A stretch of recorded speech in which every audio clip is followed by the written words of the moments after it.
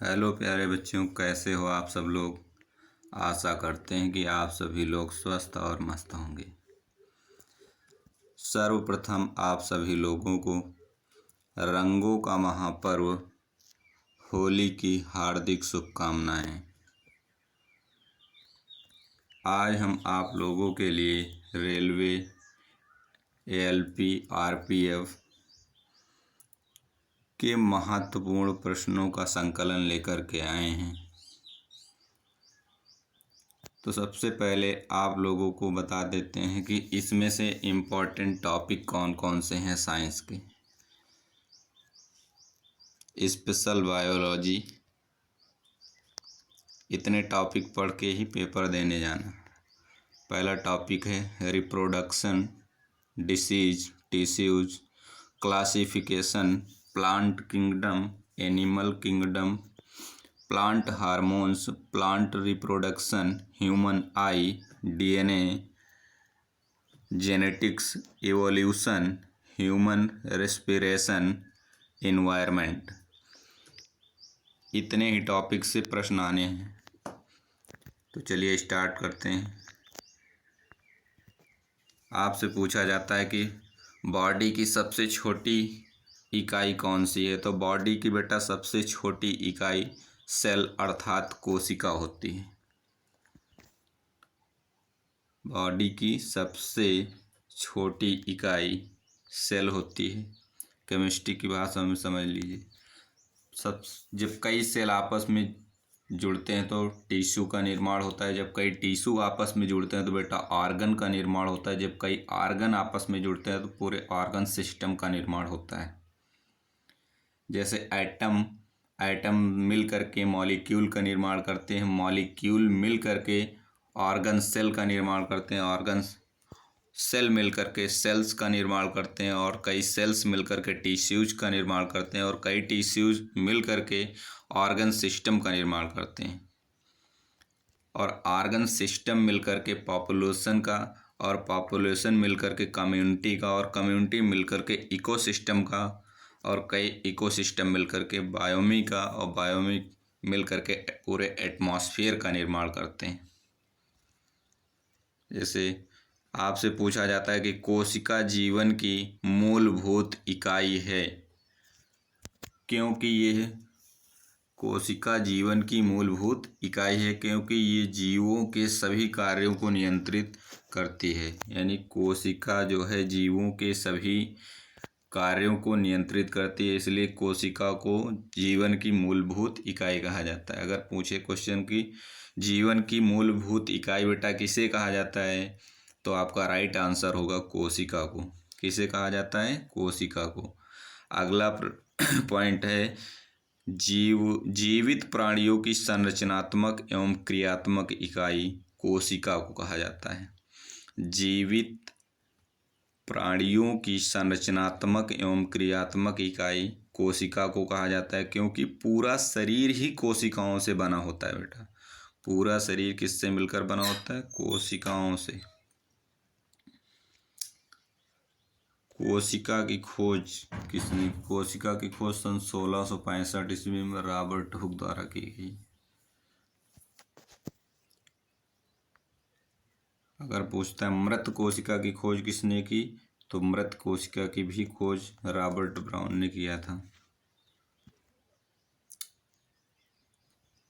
अगला प्रश्न पूछता है स्टडी ऑफ सेल, कोशिकाओं का अध्ययन क्या कहलाता है? तो स्टडी ऑफ सेल, कोशिकाओं का अध्ययन साइटोलॉजी कहलाता है, यानी कोशिका विज्ञान। कोशिका विज्ञान। अगला पॉइंट है आपका डिस्कवरी ऑफ लिविंग सेल, जीवित कोशिका का अध्ययन किसने किया है? जीवित कोशिका की खोज किसने किया था? तो वैज्ञानिक का नाम है। अगर मृत कोशिका की बात करेगा बेटा तब तो आपका रॉबर्ट हुक होगा, लेकिन अगर जीवित कोशिका की बात करेगा तो आपका खोजकर्ता का नाम होगा लीeuwenhoek। जीवित कोशिकाएं जैसे प्रोटोजोआ, जीवाणु यानी प्रोटोजोआ, बैक्टीरिया, स्पर्म, बैक्टीरिया को हिंदी में जीवाणु कहते हैं, स्पर्म को शुक्राणु। जीवित कोशिका की खोज सबसे पहले किसने किया? लीवेनहॉक ने। पूरा नाम है एंटोनी वैन लीवेनहॉक। इन्होंने तालाब के पानी में कुछ जीवित कोशिकाओं की खोज करने वाले पहले व्यक्ति थे। सूक्ष्म जीव जैसे बैक्टीरिया, फंगस, वायरस आगे पूछे जाने वाले पॉइंट हैं। जैसे कहता है स्टडी ऑफ सेल, कोशिका का अध्ययन क्या कहलाता है? साइटोलॉजी अर्थात कोशिका विज्ञान। स्टडी ऑफ सेल साइटोलॉजी, कोशिका का अध्ययन कोशिका विज्ञान कहलाता है। अगला प्रश्न आता है study of tissues, histology. Study of tissues का मतलब है ऊतकों का अध्ययन क्या कहलाता है? तो ऊतक विज्ञान के अंतर्गत ऊतकों का अध्ययन किया जाता है। अगला पॉइंट पूछता है बेटा father of cytology. Father of cytology, कोशिका विज्ञान के जनक किसे कहा जाता है? तो कोशिका विज्ञान के जनक रॉबर्ट हुक को ही कहा जाता है। इन्होंने इस कोशिका की खोज सन 1665 में किया था। अगर कहें मृत कोशिका के जनक कौन थे? तो वो भी रॉबर्ट हुक थे। और जीवित कोशिका की बात करेगा तो आपके लीवेनहॉक होंगे। फादर ऑफ सेल बायोलॉजी, कोशिका जीव विज्ञान के जनक किसे कहा जाता है? तो आंसर होगा आपका George Emil Palade. George Emil Palade. Cell theory, अगर पूछता है कि सेल थ्योरी यानी कोशिका सिद्धांत किसने दिया, तो आपका राइट आंसर होगा बेटा स्लाइडेन व स्वान ने दिया सन 1855 में। कोशिका सिद्धांत किसने दिया? स्लाइडेन व स्वान ने सन 1855 में। ठीक है। किसने कहा था कि सभी कोशिकाएं पहले से मौजूद सेल से ही बनती हैं? किसने कहा था, किस वैज्ञानिक ने, कि सभी कोशिकाएं पहले से मौजूद सेल से ही बनती है? तो उस वैज्ञानिक का नाम है रूडोल्फ विर्चो। इन्होंने कहा था omnis cellula e cellula, it means all cell arise from pre existing cell, अर्थात सभी कोशिकाएं पहले से मौजूद सेल से बनती हैं। अब कोशिकाएं दो प्रकार की होती हैं, यूनिसेलुलर और मल्टी सेलुलर, यानी एक कोशिकीय जीव भी होते हैं और बहुकोशिकीय जीव। यूनिसेलुलर ऑर्गेनिज्म और मल्टी सेलुलर ऑर्गेनिज्म। एक कोशिकीय जीव उन्हें कहते हैं जिनके अंदर एकल कोशिका पाई जाती है, एक कोशिका से बने होते हैं। और बहुकोशिकीय जीव बेटा उन्हें कहते हैं जो एक से अधिक कोशिकाओं से मिलकर बनी होती हैं। प्रश्न ऐसे पूछेगा कि इनमें से कौन एकल कोशिकीय जीव हैं? उदाहरण आपको टिक करना पड़ेगा। तो एकल कोशिकीय जीव जैसे अमीबा है, पैरामीशियम है, युग्लिना है, जीवाणु है, ये सब बेटा क्या हैं? एकल कोशिकीय हैं। और पूछता है कि बहुकोशिकीय, तो बहुकोशिकीय तो बेटा जो एकल कोशिकी के अंतर्गत होते हैं वो सभी प्लांट और सभी एनिमल एकल कोशिकी के अंतर्गत आते हैं।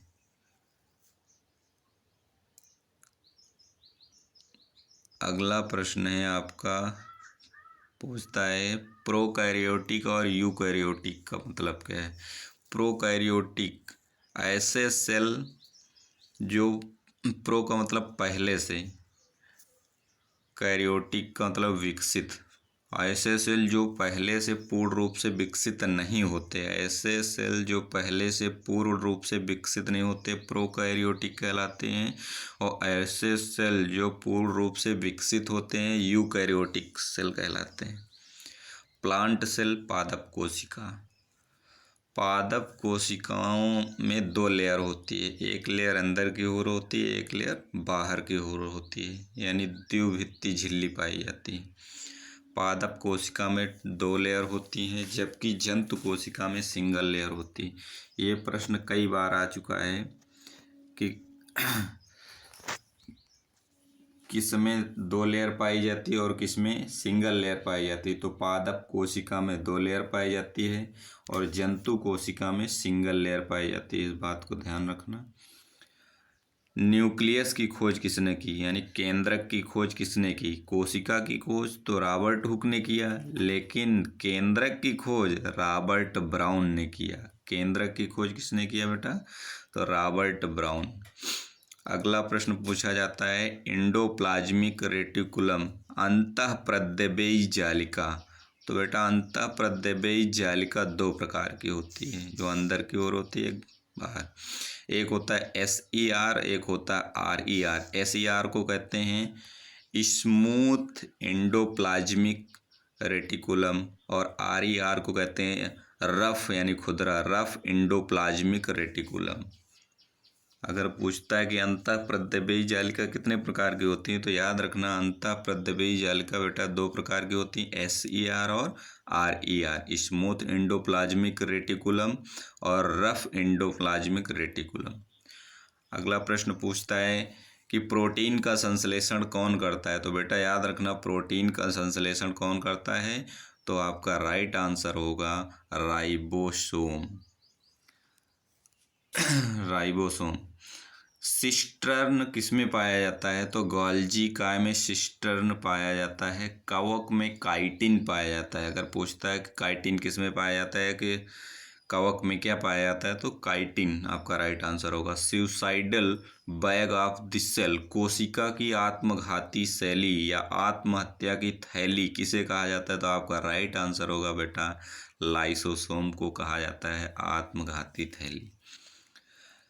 लाइसोसोम का कार्य क्या है, तो बेटा लाइसोसोम का कार्य है एंजाइम का निर्माण करना। याद रखना लाइसोसोम का कार्य है एंजाइम का निर्माण करना।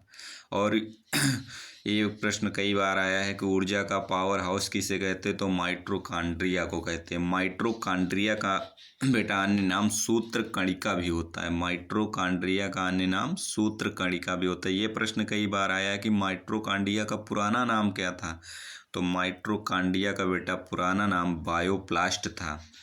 बायोप्लास्ट नाम किसने दिया था, तो वैज्ञानिक का नाम है बेंदा। माइटोकॉन्ड्रिया ऊर्जा किस रूप में संचित करता है, तो बेटा ATP के रूप में। ATP का फुल फॉर्म होता है एडिनोसिन ट्राईफॉस्फेट। Adenosine triphosphate.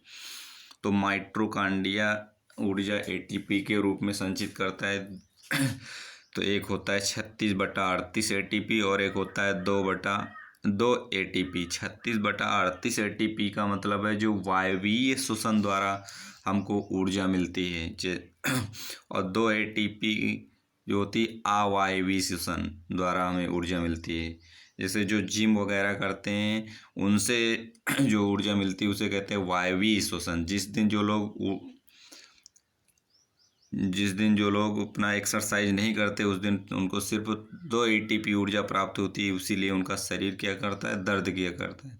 तो कहीं 36/38 ATP लिखा हो तो उसका मतलब है वायवीय श्वसन, और 2 ATP लिखा हो तो उसका मतलब है बेटा अवायवीय श्वसन। अगला प्रश्न है कि ATP की खोज किसने किया, तो ATP की खोज बेटा किया था रिचर्ड अल्टमान ने। ATP की खोज किसने किया, रिचर्ड अल्टमान ने की थी। ATP में उपस्थित होता है सिस्टे। कौन उपस्थित होता है, सिस्टे। जैसे कवक में काइटिन पाया जाता है, गोल्जी काय में सिस्टर्न पाया जाता है, वैसे ATP में कौन पाया जाता है, सिस्टे। कोशिका का रसोई घर किसे कहा जाता है, किचन ऑफ सेल। कोशिका का रसोई घर किसे कहा जाता है, तो प्लास्टेड यानी लवक को कहा जाता है। प्लास्टेड की खोज किसने किया, लवक की खोज किसने किया, तो E. हैकेल ने किया था। प्लास्टेड कितने प्रकार के होते हैं, तो बेटा प्लास्टेड 3 प्रकार के होते हैं, क्लोरोप्लास्ट, क्रोमोप्लास्ट, ल्यूकोप्लास्ट। क्लोरोप्लास्ट यानी हरित लवक, क्रोमोप्लास्ट यानी वर्णी लवक, ल्यूकोप्लास्ट यानी अवर्णी लवक। तो बेटा जो क्लोरोप्लास्ट होते हैं हरित लवक इसमें पाया जाता है, जिसके कारण पत्तियों का रंग क्या होता है, हरा होता है। तो ये प्रकाश संश्लेषण का कार्य करते हैं। क्रोमोप्लास्ट रंग प्रदान करने का कार्य करते हैं। जो ल्यूकोप्लास्ट अवर्णी लवक ये तेलीय पदार्थों का निर्माण करते हैं। अगला प्रश्न है, कौन से ऐसे 3 कोशिकांग, ये मोस्ट इम्पॉर्टेंट क्वेश्चन कई बार पूछा गया है, कौन से ऐसे 3 कोशिकांग हैं जिनमें दोहरी झिल्ली पाई जाती है? तो माइटोकॉन्ड्रिया में दोहरी झिल्ली, न्यूक्लियस में दोहरी झिल्ली, प्लास्टिड में दोहरी झिल्ली। अगर इनकी ट्रिक याद रखना है तो याद रखना, मुझे नहीं पता, मुझे नहीं पता। माँ से माइटोकॉन्ड्रिया, नहीं का मतलब न्यूक्लियस, पता का मतलब प्लास्टिड, मुझे नहीं पता। अगला प्रश्न पूछा जाता है, प्रोटीन की फैक्ट्री किसे कहा जाता है? मोस्ट इम्पॉर्टेंट क्वेश्चन, प्रोटीन की फैक्ट्री बेटा राइबोसोम को कहा जाता है। प्रोटीन की फैक्ट्री राइबोसोम को कहा जाता है। राइबोसोम की खोज किसने किया? जॉर्ज पैलेट ने। राइबोसोम की खोज किसने किया? जॉर्ज पैलेट ने। राइबोसोम में 2 प्रकार की कोशिकाएं पाई जाती है। राइबोसोम में अगर पूछता है कितने प्रकार की कोशिकाएं बेटा पाई जाती हैं, याद रखना, राइबोसोम में 2 प्रकार की कोशिकाएं पाई जाती हैं, प्रोकैरियोटिक 70S और यूकैरियोटिक 80S। यस क्या है आपका? यस स्वेडबर्ग इकाई कहलाता है। यस स्वेडबर्ग इकाई है। रिक्तिका का कार्य है बेटा, रिक्तिका के कार्य यदि पूछता है तो पानी व खनिज पदार्थों को एकत्र रखता है। रिक्तिका कार्य है पानी व खनिज पदार्थों को एकत्र रखना। अब कई प्रश्न एक साथ हैं, जैसे पूछता है एकल झिल्ली किसमें पाई जाती है? तो बेटा याद रखना, रिक्तिका में एकल झिल्ली पाई जाती है। सेल वॉल सिर्फ पादप में पाए जाते हैं। सेल वॉल किस में पाए जाते हैं? सिर्फ पादप में। लवक में जीवाणु पाए जाते हैं। लवक में सिर्फ जीवाणु पाए जाते हैं। डीएनए का कार्यात्मक भाग, मोस्ट इम्पॉर्टेंट क्वेश्चन कई बार आया, डीएनए का क्रियात्मक भाग कौन सा है या कार्यात्मक भाग? जीन को कहा जाता है। जीन की खोज किसने किया बेटा? तो जीन की खोज किया था जोहानसन ने। जीन की खोज किसने किया? जोहानसन ने। डीएनए की खोज किसने किया? डीएनए की खोज किया था डीएनए की खोज किसने किया? वाटसन एवं क्रिक। डीएनए की खोज किसने किया? वाटसन एवं क्रिक। डीएनए का फुल फॉर्म क्या होता है? डीऑक्सी राइबोज न्यूक्लिक अम्ल। अगला प्रश्न है बेटा, क्रोमोसोम की खोज किसने किया? तो याद रखना, क्रोमोसोम की खोज वाल्डेयर ने किया। क्रोमोसोम की खोज बेटा किसने किया? वाल्डेयर ने। अगला प्रश्न है बेटा, कोशिका की खोज किसने किया? तो कोशिका की खोज रॉबर्ट हुक। लेकिन पूछ ले मृत कोशिका की खोज, तब भी रॉबर्ट हुक। कोशिका सिद्धांत किसने दिया? रॉबर्ट हुक को। लेकिन पूछता है जीवित कोशिका की खोज किसने किया? तो आपका है ल्यूवेन हॉक। अगला प्रश्न पूछता है बेटा, केंद्रक की खोज किसने किया? केंद्रक की खोज किया था रॉबर्ट ब्राउन ने। केंद्रक की खोज किसने किया? रॉबर्ट ब्राउन ने। और जीन की खोज किसने किया? जोहानसन। ये प्रश्न कई बार आता है बेटा कि मानव में गुणसूत्रों की संख्या कितनी होती है? तो 46 अर्थात 23 जोड़े होती है। अब इसमें से कई प्रश्न आपको हम समझा रहे हैं, जैसे जो 23 जोड़े अर्थात 46 गुणसूत्र होते हैं, तो 44 गुणसूत्र मेल और फीमेल दोनों में सेम होते हैं। 44 गुणसूत्र जो होते हैं बेटा मेल और फीमेल दोनों में क्या होते हैं? सेम। केवल 2 गुणसूत्र यानी चेंज होते हैं। जो मेल और फीमेल, तो समझ लीजिए जो मेल होता है बेटा उसमें एक्स और वाई होते हैं, जो फीमेल होता है उसमें वाई गुण, यह जो फीमेल होता है उसमें एक्स गुणसूत्र होते हैं। यही चेंज होते हैं केवल। तो देखिए बेटा होता क्या है, अक्सर औरतों को दोषी ठहराया जाता है। जैसे मान लीजिए ये मेल है एक्स और वाई, ये फीमेल है एक्स। कहते हैं कि लड़का नहीं हो रहा, इसमें सबसे बड़ी कमी किसकी है? औरत की है। तो देखिए औरत का जब एक्स गुणसूत्र आएगा तो बेटा अब पुरुष का एक्स आए या वाई आए उसी पर मेन क्या है, अगर पुरुष का एक्स गुणसूत्र आएगा तो किसका निर्माण होगा? एक्स। तो गर्ल्स का निर्माण होगा। यदि फीमेल का तो ऑलरेडी एक्स ही आएगा, अब मेल का यदि वाई आएगा तब एक्स और वाई से क्या बनेगा? बॉयज़। यानी कहने का मतलब ये प्रश्न कई बार पूछा गया है कि लड़का या लड़की किस पर निर्भर करता है? तो मेल पर निर्भर करेगा। मेल के गुणसूत्रों पर निर्भर करता है, औरत के गुणसूत्रों पर निर्भर नहीं किया जाता। फिर भी विडंबना बनी हुई है कि जो लड़का नहीं हो रहा है इसमें सबसे बड़ी कमी फीमेल की है। गलत था। ये जो 44 सेम होते हैं, 44 गुणसूत्र दोनों में सेम होते हैं, इनसे बेटा बॉडी स्ट्रक्चर का निर्माण होता है। और जो एक जो 2 गुणसूत्र अलग अलग होते हैं, इनसे क्या होता है, लिंग निर्धारण इन्हीं से होता है। तो XX गुणसूत्र मिलने से गर्ल्स का और XY से बॉयज़ का निर्माण होता है। तो बेटा आप सभी लोगों से रिक्वेस्ट है कि हैंड रिटन नोट्स आप सभी लोग बनाते रहें और अच्छे से तैयारी करते रहें। कहते हैं slow steady win the race. जो लोग कहते हैं एक दिन में कुछ नहीं होता, तो उनसे बता दीजिए एक दिन में तो खैर कुछ नहीं होता, लेकिन एक दिन ज़रूर होता है। ठीक है, मेहनत करते रहिए, सफलता मिलेगी। कहते हैं कि मंजिलें उन्हीं को मिलती हैं जिनके सपनों में जान होती है। पंखों से कुछ नहीं होता, हौसलों से उड़ान होती है। तो आशा करते हैं कि आज का कंटेंट आप सभी लोगों को अच्छा लगा होगा। तो अच्छा लगा है तो आप सभी लोग इसे लाइक करें, सब्सक्राइब करें, ज़्यादा से ज़्यादा अपने मित्रों के पास शेयर करने का प्रयास करें। जय हिंद, जय भारत।